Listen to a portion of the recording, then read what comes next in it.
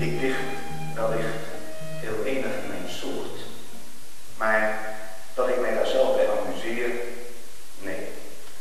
Enkel door de zucht naar roem en eer word ik tot deze arbeid aangespoord. Onsterfelijkheid, is dat wat ik begeer? Ja. Als mijn verskunst menigeen bekoort, dan leef ik vast in boekenkasten voort, als ik tot stof ten slotte wederkeer.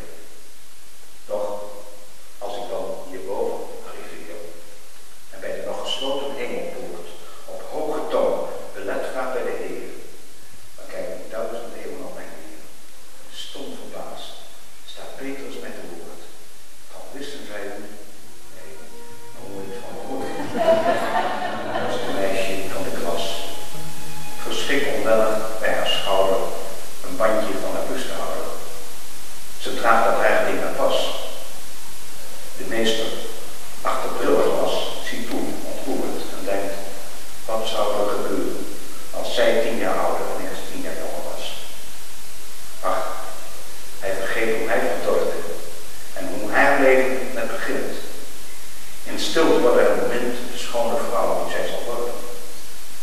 Dan praat ze wat, de lieve kind. Streng roept hij haar tot orde. De meester heeft als ieder jaar zich netjes van zijn taak gekweekt. Hij liet weer heel wat van zich weten en stoomde zo de schooljaren klaar. En nu de brave kinderschaar op al die vakken zit te zweten, waarvan de kennis wordt gemeten, zit hierbij en kijkt ernaar. En denkt, had ik daar zelf gezeten, dan zat ik nooit op jou gedaan.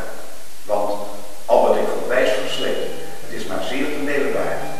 Ik ken mijn vaste repertoire, maar verder kan ik het vergeten. Nee, grootmoeder.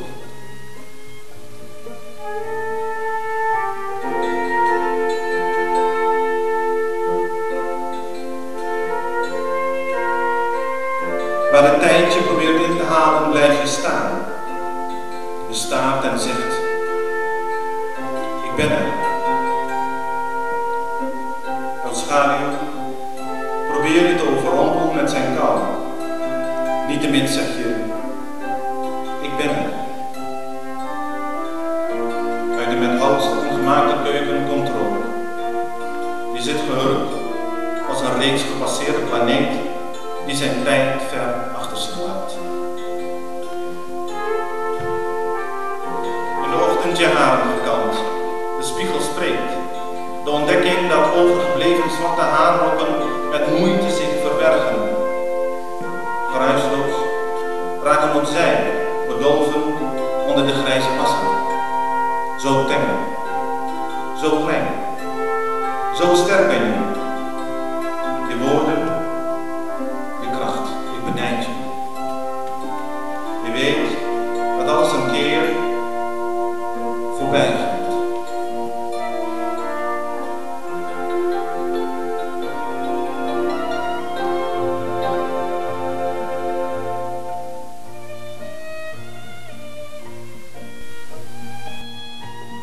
Overkant.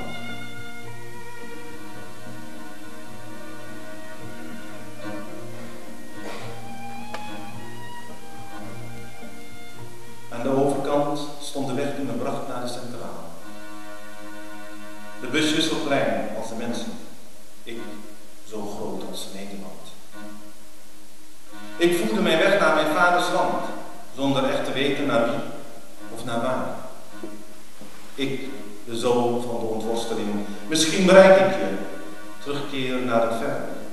De weg wijst zichzelf, niet achterom kijkend. Ik wacht af.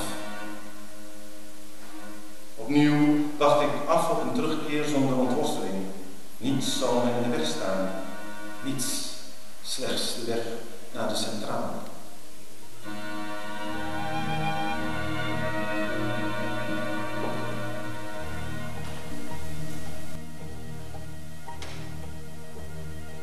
De morgen.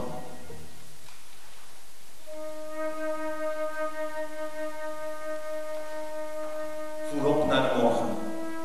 Kijk niet steeds achterom naar wat gaande is. Kijk vooruit. Je weet dat de oorlog niet voort mag duren. Vergeet niet wat je is aangedaan. Kijk niet neer naar de ander. Vergeef. Voer op naar de morgen en schreeuw het uit. De oorlog moet stoppen. Stoppen om je rust te vinden in je eigen, je oorsprong, in je land, je kampong. Sta en loop mee. Verzamel je verdriet en pijn om elkaar te troosten, de naties aan te spreken die je dit hebben aangedaan en je machteloosheid niet ziet. Voer op naar de morgen. Met hoge bergen en landen waar zonnestralen op je wangen schijnen en hoop blijft geven. De morgen met perspectieven waar vrede heerst, je boosheid milder, je verdriet minder. Voer op naar de morgen waar je in moet geloven, je land doet herinneren hoe het was, wie het kan worden, die je doet troosten en de hoeveelheid pijn achter je laat. Voer op naar de morgen.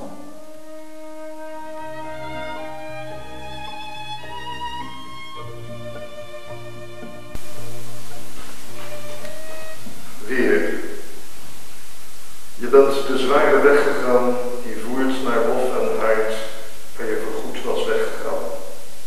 De lucht is opgeklaard en alles wat nooit overging, wel weet, maar niet meer deert, heeft deel aan de betovering nu je bent teruggekeerd.